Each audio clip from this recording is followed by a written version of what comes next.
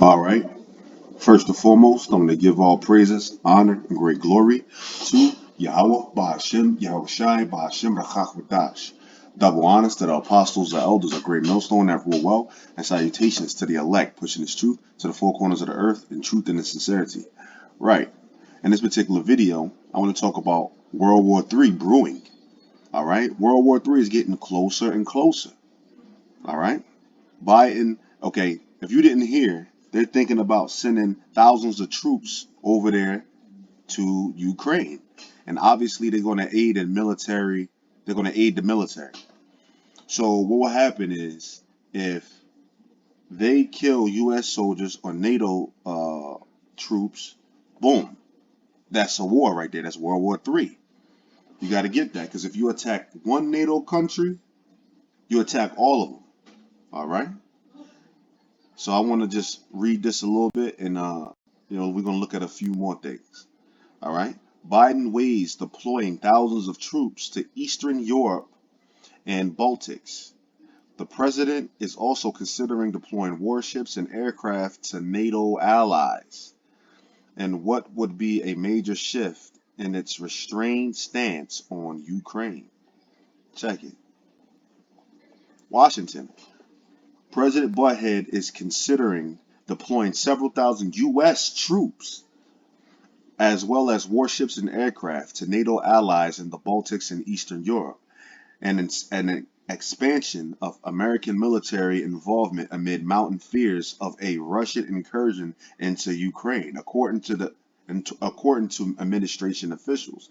And Salakia for my children back, you know, just bear with that, please. But continuing, the move would signal a major pivot for the Biden administration, which up until recently was taking a restrained stance on Ukraine out of fear of provoking Russia into invading. But as President Vladimir V. Putin has ramped up his threatening actions towards Ukraine, and talks between America and Russian officials have failed to discourage him, the administration is now moving away from its do not provoke strategy. Ooh, see that? You see that? And meeting on Saturday at Camp David, the presidential retreat in Maryland, senior Pentagon officials presented Mr. Butthead with several options that would shift American military assets much closer to Mr. Putin's doorstep, the administration official said.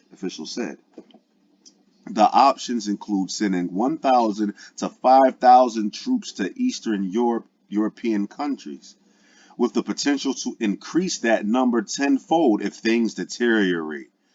See that?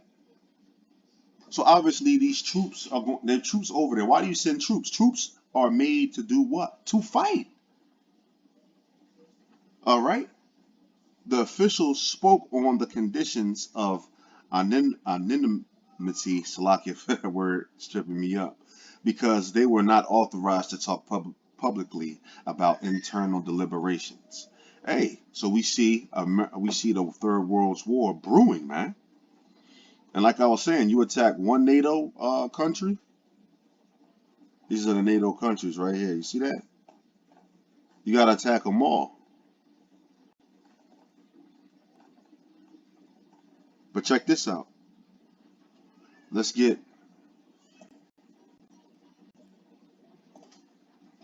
let's get this. 17.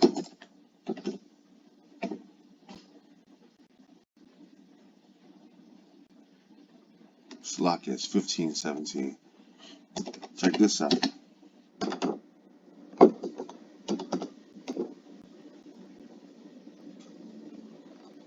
Oh shit, my bad. I don't even have it. Oh no, it's right here, 16. Salakia. Salakia for that. And the 10 horns, which, and this is talking about NATO. And the 10 horns which thou sawest upon the beast, these shall hate the whore. So NATO's going to turn on America and shall make her desolate and naked and shall eat her flesh and burn her with fire, right? So those nuclear powers that's allies with America, they're going to shoot nukes on America as well. So America is going to lose. its NATO allies. Thus saith the Lord. All right, and check this out. And this is something to validify the scriptures. This is Ezekiel 38, and we're going to start at 5. Let's start at 4. It says, "And I will turn thee back and put hooks into thy jaws." This is talking about Russia, because when you bring it at the top, it's talking about Russia. I don't want to get into it. I want to make just a quick video, but this is talking about Russia. "And I will turn thee back and put hooks into thy jaws, and will bring thee forth in all thine armies." Talk about bringing Russia back into that Soviet Union spirit of hating America. All right, and will bring thee forth in all thine army, horses and horsemen, all of them clothed with all sorts of armor, even a great company with bucklers and shields, all of them handling swords. Persia, and when you look at this, what countries are currently allied with Russia? You have Persia, which is Iran. Persia changed its name to Iran in 1935. Ethiopia, right?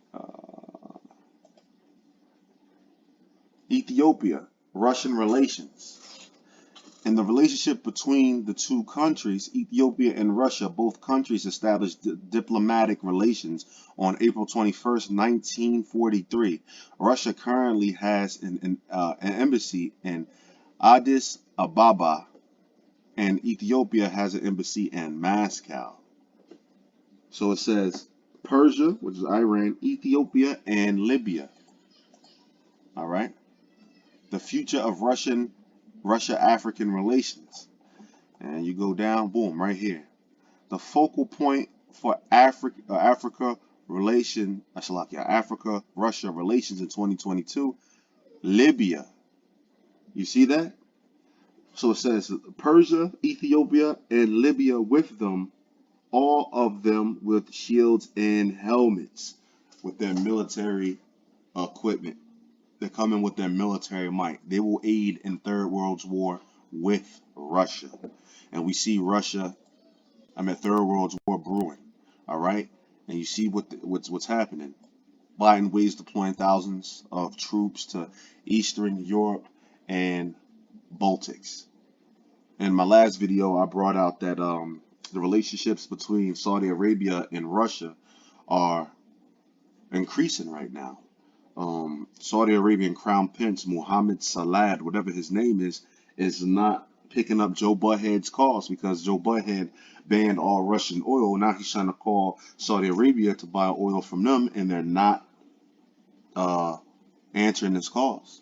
And now there's articles out there saying Saudi Arabia should be punished for siding with Russia. They're saying they should punish them. So now, and they said the Saudi Arabia Crown Prince didn't want to talk to Joe Butthead a week after he talked to Vladimir Putin. So you go to 2 Ezra 15 and start at 28. It talks about how America will be also going to war with the dragons of what? Arabia. So we see World War III brewing. All right. I just want to make this a short video. I was a little excited, so I was stumbling over my words a little bit, but I hope this was edifying. And with that, I want to say call halal, Yahweh, Ba'ashim, Yahweh Shai, Ba'ashim, Nakak Wadash, and Shalom to the elect. On to the next one.